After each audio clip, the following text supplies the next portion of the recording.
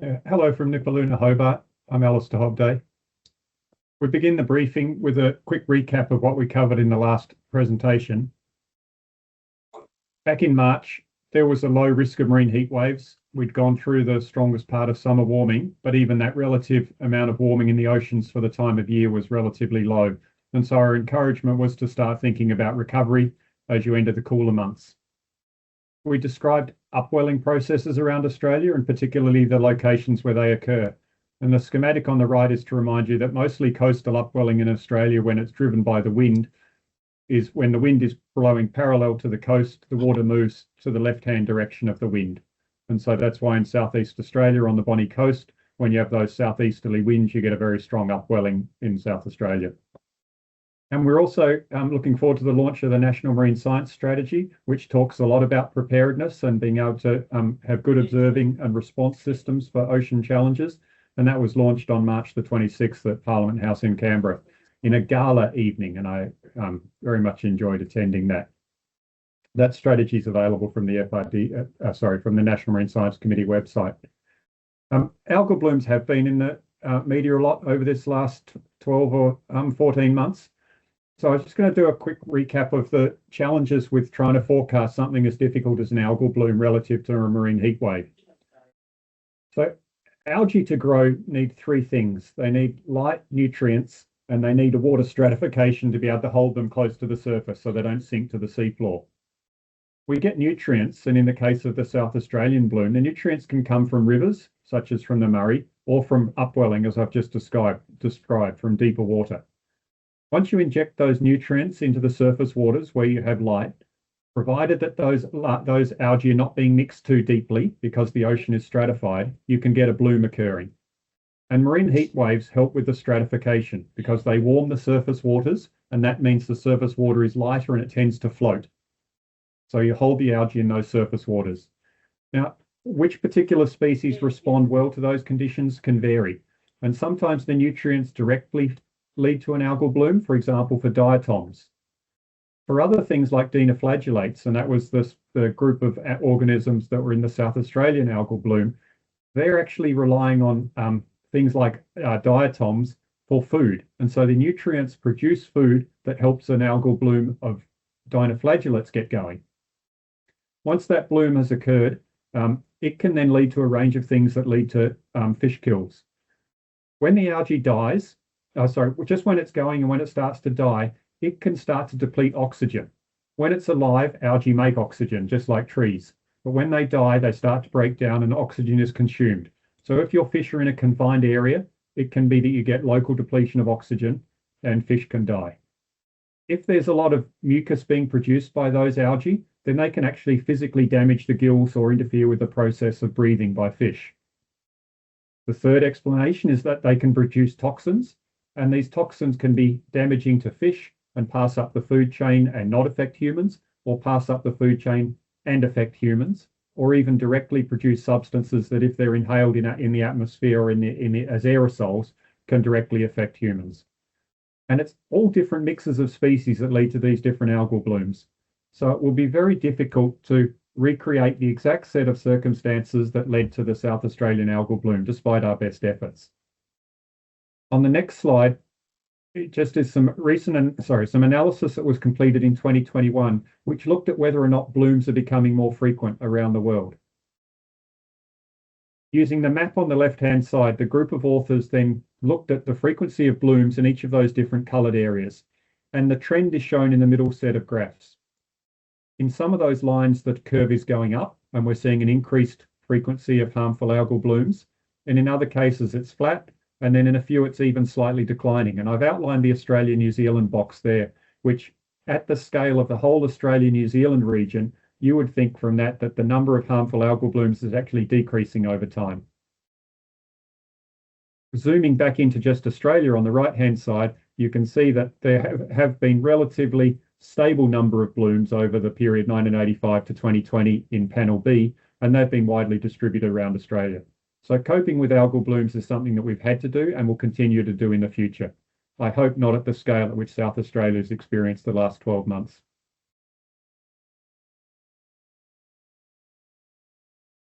The reason it's going to be difficult to understand the South Australian situation is that there are three unusual things that happened. And so people paid attention to unusual things in the ocean. There was a very large flushing from the Murray River in 22 and 23, which did flush large amounts of nutrients into the ocean. But relative to the amount of nutrients that are provided by upwelling a couple of years later, that's kind of a small amount. And so there's some doubt that the Murray River can have really been such an important force, but it was unusual for the time. Then just prior to the summer in 23-24, there was major upwelling, very, very strong upwelling along the Portland-Bonnie upwelling coast, and that injected a large amount of nutrients into the surface and pushed them northwesterly towards the Gulfs. And then we had a marine heat wave that elevated water temperatures higher than usual. So there were nutrient injections, and there was this stratification of the ocean that did create some optimal conditions.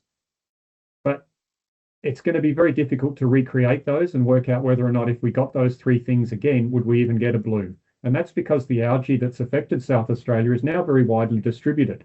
And so you may not need the same combination of activities to kick it off again. And so that's why I think South Australia, even though they had an announcement this week that said we're glad to find very little algae in our waters, they would remain very vigilant because that algae is now widely distributed. It may be forming cysts and just be present in the environment quite widely now. Fortunately, there have been a lot of resources devoted to understanding the bloom, and I know that that funding will continue for a few more years. And so I really hope that we learn a lot about bloom initiation, transport, and the effects that it has on sea life.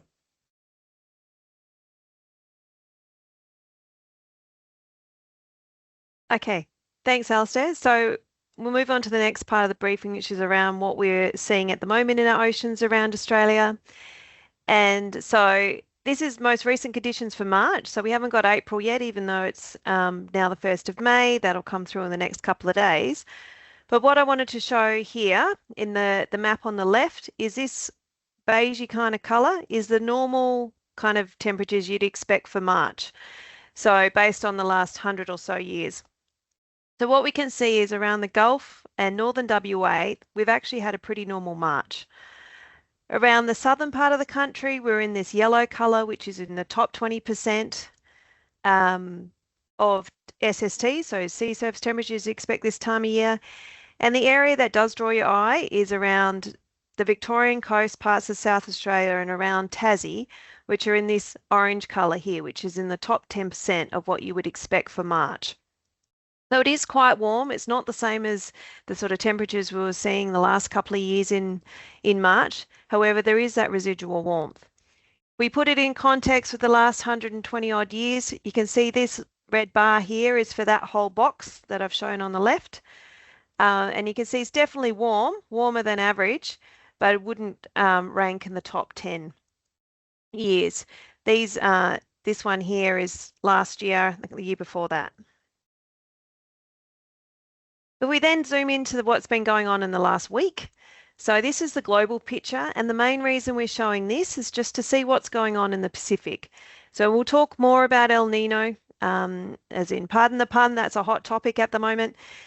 But you'll be able to see what's happening in the Eastern Pacific is what we're talking about when we talk about an El Nino or a La Nina event. And then that then affects the climate and the ocean conditions around Australia.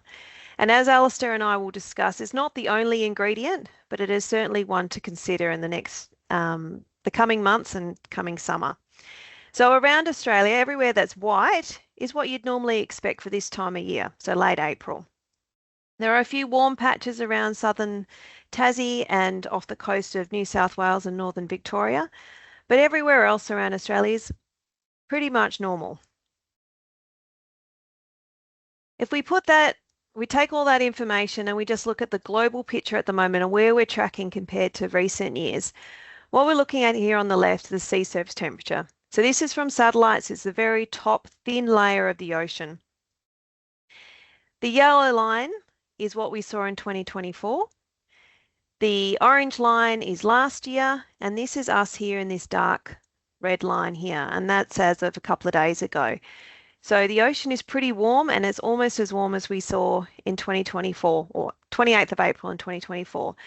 So we're certainly warm, and we're well above all these other grey lines, which are past years. So the ocean as a whole You can see here on the right, everywhere that's red or yellow is warmer than you would normally expect than the long-term average for the 28th of April. So whilst Australia itself is not particularly red, based on this day, you can see there's a lot of heat in the ocean, and we'll see the impacts of that and how that feeds through to our forecasts in the next few slides. Zooming in around Australia, just noting that this grey line here is the 200-metre isobath, so the edge of the continental shelf. So this is showing sea surface temperature. So this is the information we use to start our forecasts. So the best way to get a good forecast is to start with a really good idea of how the ocean's looking today. So this is from the 20th to 26th of April, so last week. Oh, sorry. And so you can see here, anywhere that's pink is warmer than normal. Anywhere that's blue, then there is a few little patches around here that are probably eddies. Cooler than normal, and everywhere that's white is what you would normally expect. So there's a couple of warm spots here off New South Wales, southern New South Wales, northern Victoria, and a little off Tassie. But for the most part, it's around normal or slightly warmer than normal for what you'd expect. If we then get into the water and we look down to 300 metres, so on the shelf inside this grey line here, that's to the bottom, it looks pretty similar to what you're seeing at the surface. So if I flick back, to this is the surface and then into the water column, you can see some of these warm eddies down here extend into the water column, and that warmth off Tassie also extends deep, but everywhere else on the shelf, you can see it's pretty much reflecting what's happening at the surface. And the reason we look at that, and we say each time in these briefings, that if there's heat sitting below the surface, it's much harder to move that away or mix it away than if it's just in a thin lens at the surface of the water column. Translating that to marine heatwave conditions, you can see it's not really tipping over the threshold for marine heatwave conditions in many places. A couple of little localised spots, that New South Wales location and off Tassie, a couple of bits in the Coral Sea. Reminder that is relative to what you would expect in April. Okay, so how did the forecast perform? So these are the ones that I showed you in the last briefing, so the 13th of March briefing. So in the top row, these are the forecasts we presented. So we've got the pink and blue ones are sea surface temperature on the left, and the yellow and red ones on the right are marine heat wave. So if we look at the pink ones on the left first, we had the first fortnight, and then we had for April. And below that is what we actually saw, so what we've observed from satellite. You can see for the second and third week of March, we did a pretty good job. The model indicated it was going to be slightly warmer in the Coral Sea than we actually predicted, or sorry, that we actually observed. And you can see these warm patches down here. The model did a pretty good job of capturing. It also showed this cooling around the Kimberleys up here, and that most of the West Coast and the Bight were pretty normal. Looking into April, and this is the latest amount of information, or the most recent amount of information we have for April, so it's not quite the month, but close enough. You can see that the model's done a pretty good job of predicting conditions. We did estimate that, or predict that it was going to be warmer down off Tassie and New South Wales here than we actually saw. It's a much more patchy rather than this kind of extent here. But overall, we're pretty happy that the model's done a good job. And you can see that reflected in the marine heatwave conditions as well. Those key areas of New South Wales have lit up, a couple of spots down off Tassie. There was some marine heatwave conditions observed just sort of off the Bight here that the model didn't capture. But given that hasn't really shown up in the April forecast, that would have been pretty short-lived. So overall, we're pretty happy with what the model was predicting. So stepping forward now to look at the next 3 months. So this is the forecast, or the global forecast here, and I'm sure all your eyes are drawn by this, what we would call warm water tongue here in the Eastern Pacific. So this is a typical El Nino presentation. You see warm water here extending from the eastern side of the Pacific across the central into the west. And that Alistair will talk more about the actual processes behind ENSO and how that affects what's going on around Australia. Even though miles away, it is definitely an ingredient in the mix.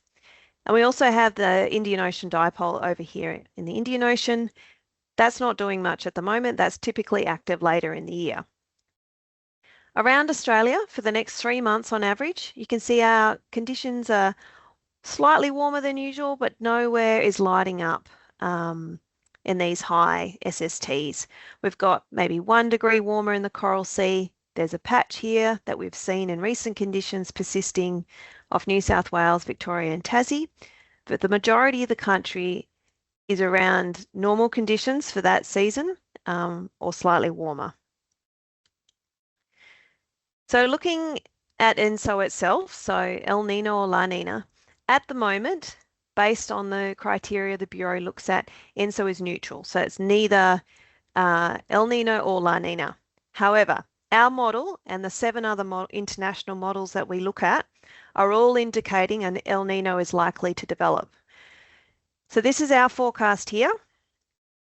These are the values we've seen in the past. This is for that box out in the Pacific, one of the criteria we look at. And these are all the model runs that we do going into the future.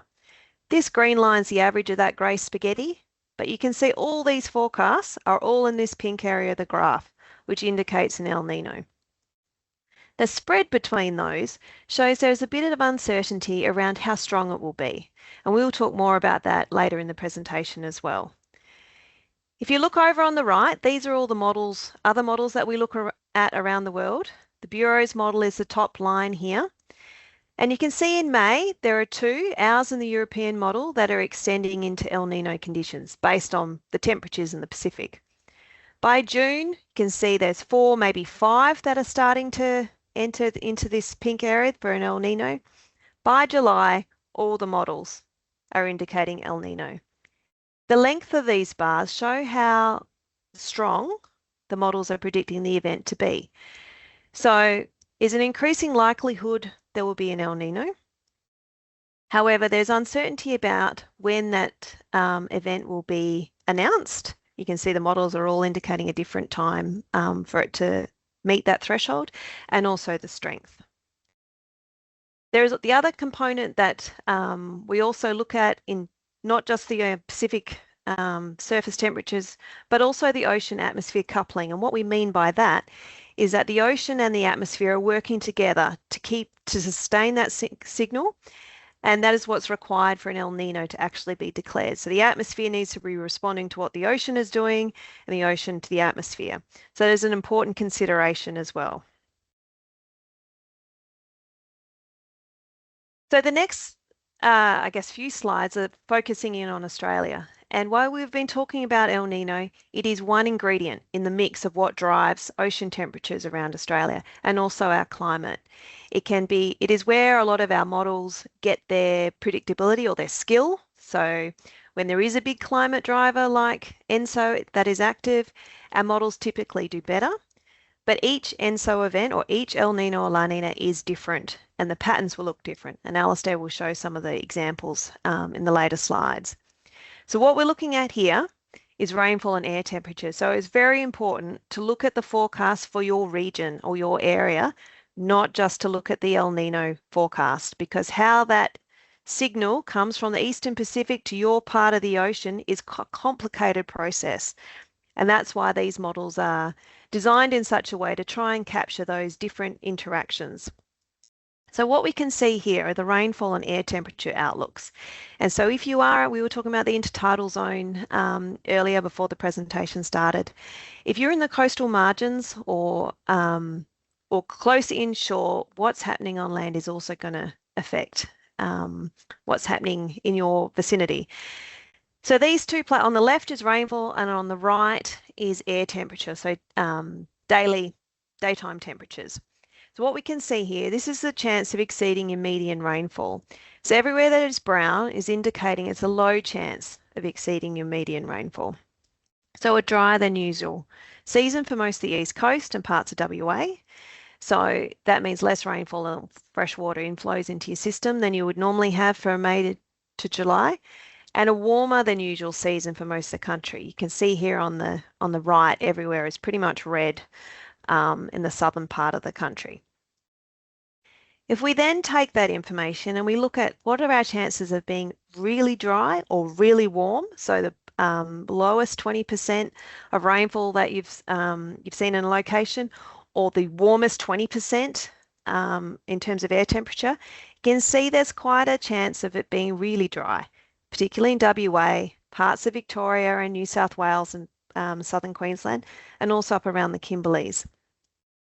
We look at air temperature, is looking very warm, a high chance or an elevated chance of it being particularly warm, daytime temperatures in the same regions.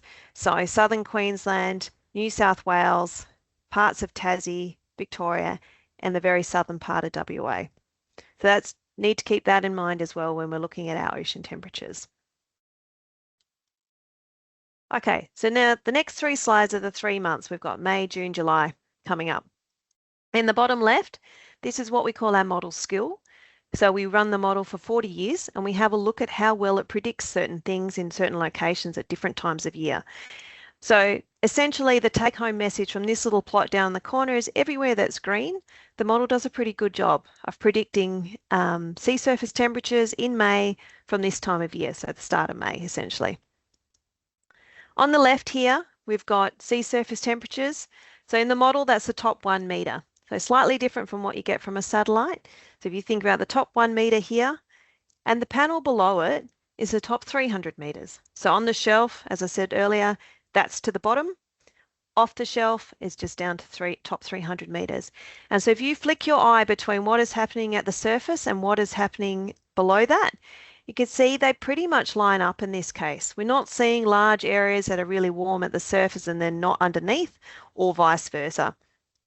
So there are a few patches around here that are warm, same areas that we highlighted in the recent conditions. So New South Wales, bit of Victoria and Tassie. A lot of this is eddy sort of activity as well off the WA coast, but no large tracts of warmth. Sorry, I should have turned my notifications off before. Same on the coast when we're looking into the water column. If we translate that information over into marine heat waves, and these forecasts just take into account the surface, this top one here shows the chance of there being a marine heat wave. So we look at all those model runs that I showed you in the ENSO plot, and we say how many of those model runs at each point around the country are showing marine heat wave conditions. So there are only a very few small spots, localized spots here, where it's 80 to 100%, so a very high probability of marine heat wave conditions.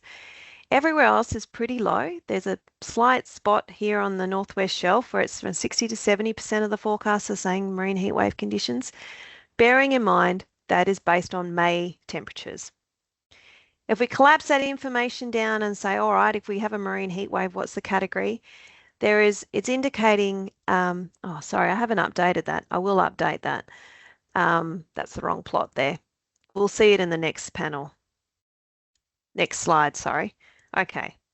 So this is what the May marine heat wave forecast looks like. There is no marine heat waves conditions predicted in the Coral Sea. I'll update it when I send it through to you, Jamie, when you distribute the slides.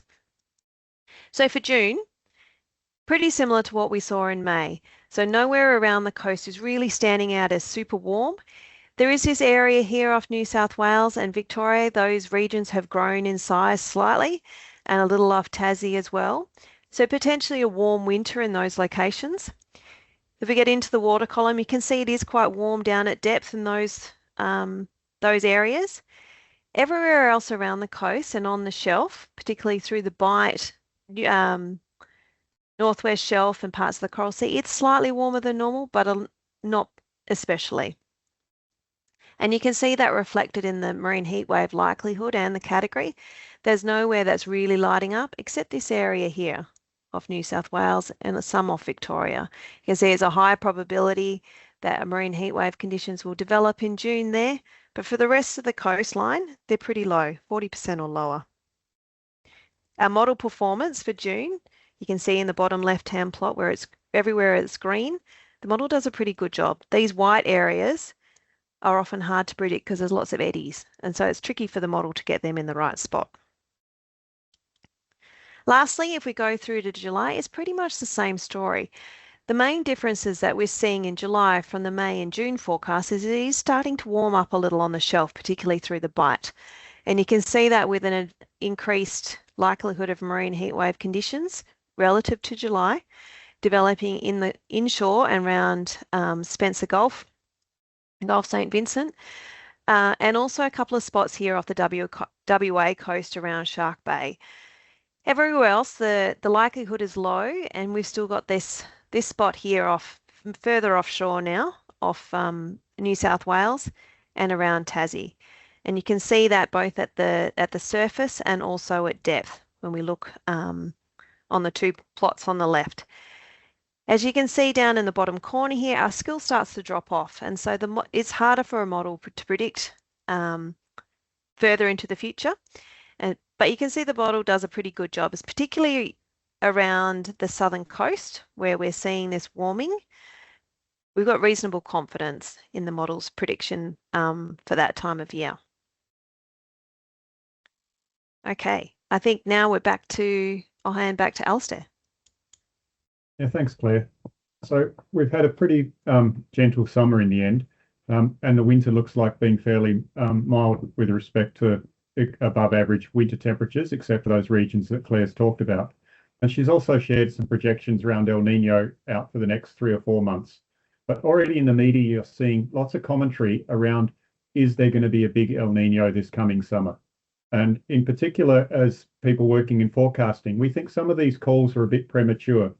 It's very hard to do a forecast of an El Nino for the summer this far out. And so that's why Claire showed those projections through to about August or September only. Yet despite that, there's lots of media about how we're going to get this very large event. I think it's premature at this point. And we'll just remind you what an El Nino does. If it's an El Nino, the circulation pattern, which normally has some warm water in the Pacific pushing across to the Australian coastline, that water tends to stay on the American side of the Pacific.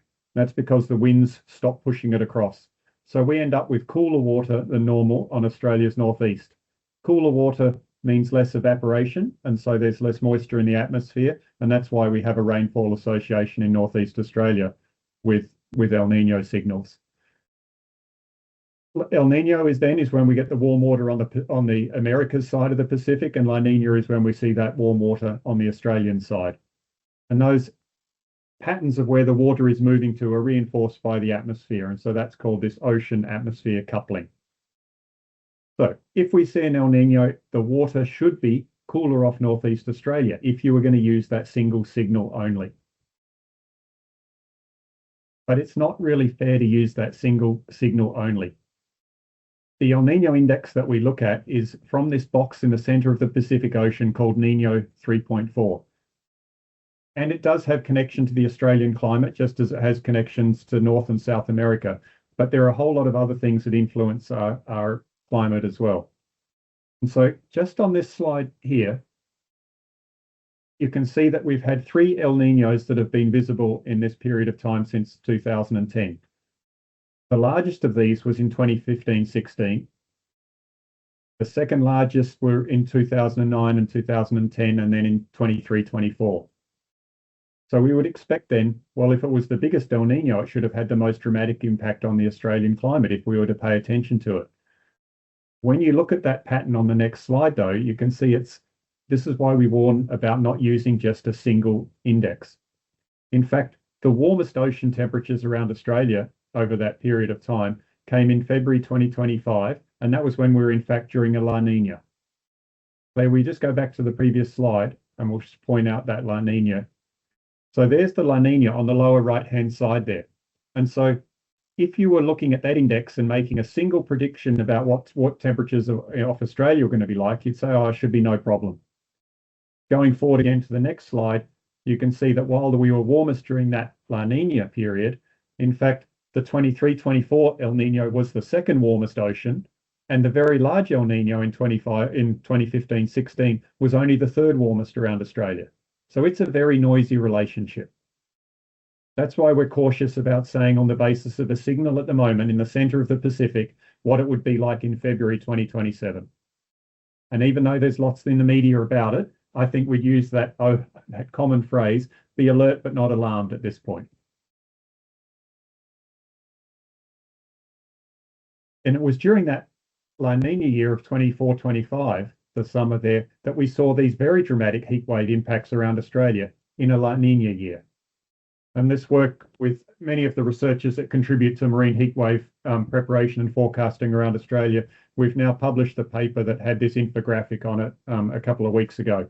And that documents, again, all of the things that we saw around Australia and describes the progress for the world that Australia has been making in its awareness raising and in its preparation of response plans. So what about next summer then? The forecasts are trending towards that direction. So there is what we'd say there's a highly likelihood of an El Nino, and we know for sure that global warming will continue. So even if the El Nino is not very strong and doesn't have much of a signal, global warming will continue to have a signal. So we really emphasize that it's really important to look at the ocean rainfall and air temperature forecasts over the next few months. Look at the local signals, not the remote signal coming from the Pacific. Our next briefing series will start in October 2026. And at that time, the forecasts that we're able to issue at that time, 3 months into the future, will be what we would think is most relevant for providing the information that should guide our decision making for Australia. So what should we do then, given that we're a long way out? We can use the resources that have been produced around Australia to learn more about heat waves, to inform stakeholders and people whose business relies on the ocean with things like response plans and information. And Claire and I'd like to congratulate Western Australia that over the last couple of weeks have just released their marine heat wave information package. It includes a fantastic website resource with lots of information about what you might do, where you can get information from Western Australia. And accompanying that is their marine heat wave response plan, targeted generally towards wild capture fisheries and aquaculture. And these are two great resources that, already they're, I think they're going to be very useful. And I'm really pleased to see those. They complement a wide range of resources that Australia now has. And it's apparent from the work that we're doing scientifically and in our communications around the world that Australia is really leading the way with its preparation around getting ready for extreme events, in addition to climate change impacts. And other countries are really looking to learn from us and looking at these materials that we're producing and wondering how they can adapt them and use them in their own situations. For more information that we think is available, over the 3 years of doing these briefings for this audience, we've covered around 16 different topics, such as the upwelling or the El Nino or the algal bloom that we just talked about. There's a lot of material that you could go back to and just look at the front and back end of those briefings, even though you don't go back and look at the weather forecast particularly or the ocean forecast from that many years ago. And at the conclusion of this presentation, we'll have this marine climate briefing series kind of bibliography that will remind you what topics have been covered if you want to go back and look at them again.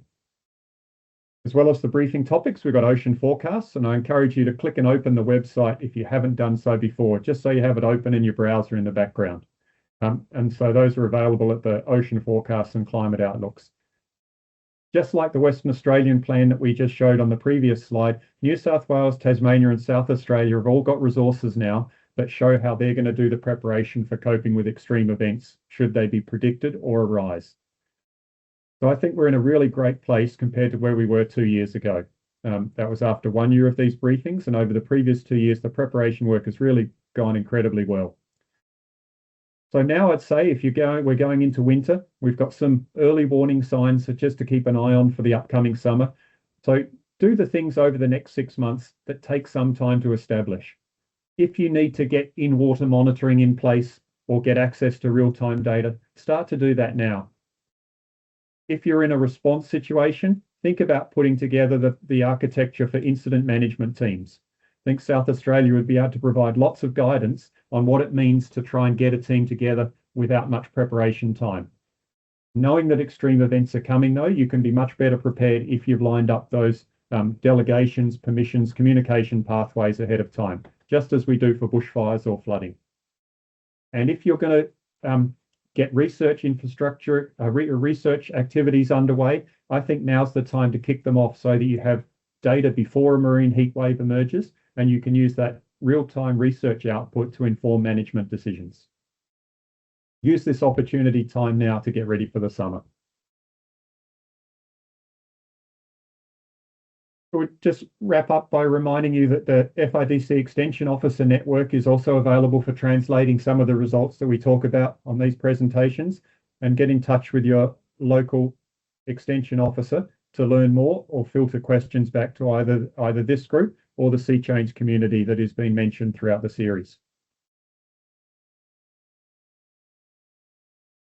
So all the briefing recordings are available on the FIDC website. And again, Claire and I thank the FIDC for their continued support in bringing you this information. Thanks everyone for coming.